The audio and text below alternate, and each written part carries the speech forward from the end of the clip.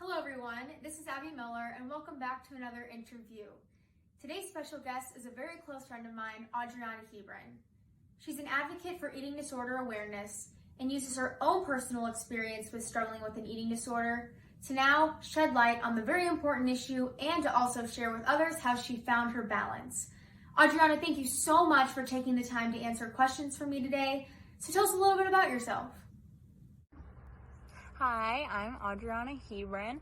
I am 19 years old. I'm currently a sophomore at Missouri State University in Springfield. My major is exercise and movement science with a psychology minor. And in my free time, I do a lot of different things. I am a dancer. I love to play tennis. I started in high school and I've loved it ever since.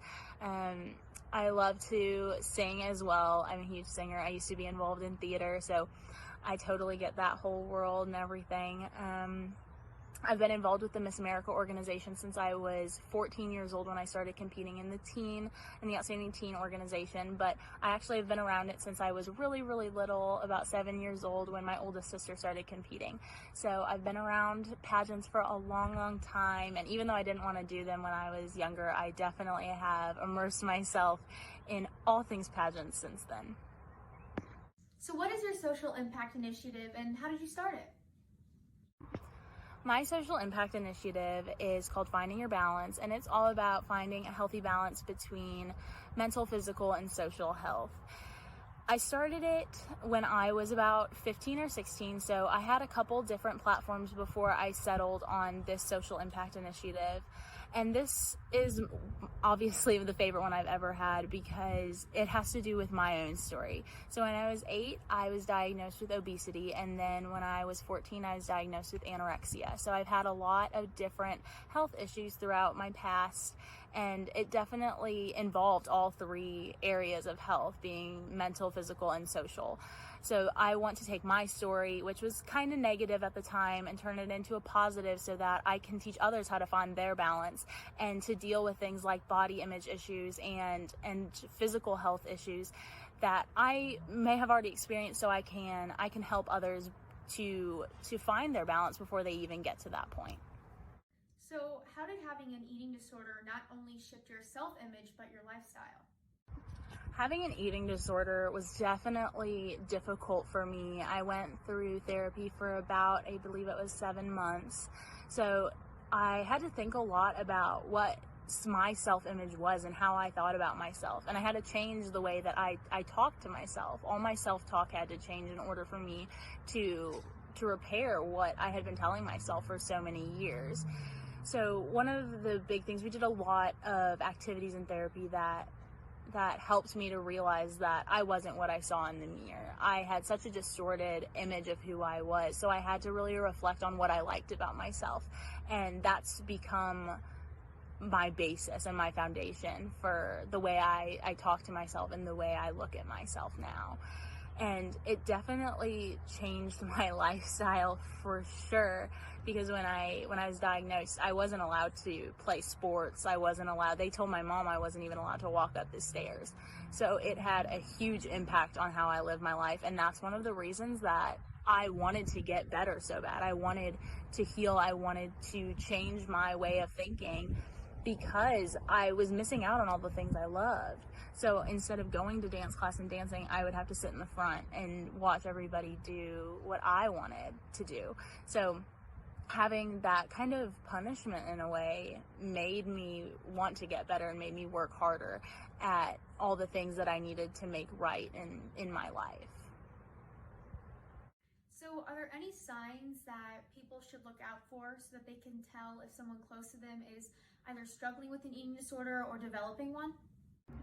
There are a lot of different signs and symptoms that come with an eating disorder, but it's very hard to list certain things that you should look out for because everyone's different. Everybody will show different signs as they develop those harmful habits. So what I always tell people is to make sure that if you're noticing someone that's maybe acting a little bit different than they normally do, or kind of segregating themselves off from everybody else and and not seeming like they're in the best of moods or they always seem down on themselves, to just have a chat with them. I encourage everybody to check in on their friends as often as they possibly can, because you never know if something's going wrong. And when I was diagnosed with an eating disorder, I didn't know that anything was wrong. I wasn't aware that I was partaking in harmful eating habits. And it was my mom who eventually realized that I wasn't being myself. I wasn't talking to friends. I was locking myself in my room and working out for hours on end at night.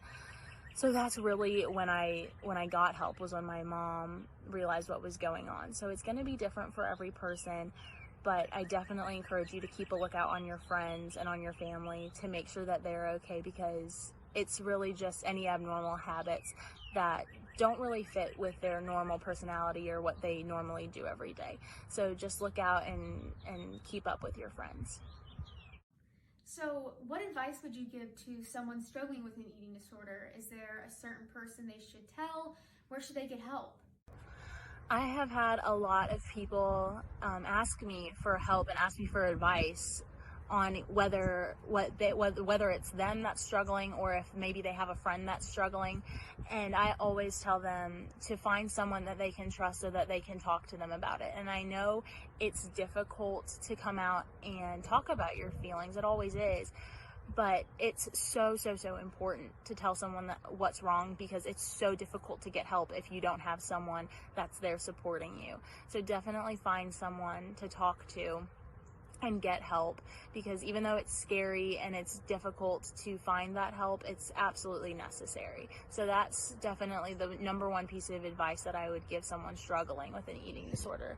And how they get help, there's so many different ways that you can get help if you have an eating disorder, especially if you have that support ready to go. So whether it's your parents or a friend, you can get help from a behavioral center to get therapy and professional mental health care, which is so important.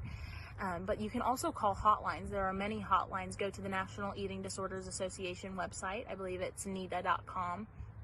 And they have a hotline for you to call. You can also call multiple other organization non-for-profits. Someone that I work with now is the Kirsten Hagelin Foundation, and they also have a number you can call if you feel like you are really in danger and you just need help. You need someone to talk to about the issues that you're having. So I would definitely suggest that if you don't already have someone to talk to, definitely call one of those helplines to get the help that you need. Audrianna, where can people find out more about you and your social impact initiative? If you're looking for any more information about me or my social impact initiative, you can check out one of my 3 Instagram pages. I have my personal Instagram page, which is at Audrianna_Hebron. And then you can find me also at my pageant Instagram page, which is at Miss Fleur De Lis 20. And then I also have a separate Instagram account for my social impact initiative, which is at finding.yourbalance. So you can find me all those places on Instagram. Plus, I also have Facebook pages for each of those too. So if you search my name in Facebook, Audrianna Hebron, you will find all of those pages, and you can look and see what the content is like on there. Well, Audrianna, thank you so much for answering questions for me today. This has been another interview. I look up to Audrianna so much. I think her story is so inspiring, and I love what she does with her social impact initiative. It goes so well with what we at Self-ValYOU here talk about, which is positive self and body image. Thank you so much for watching, and I'll see you all in the next one. Bye.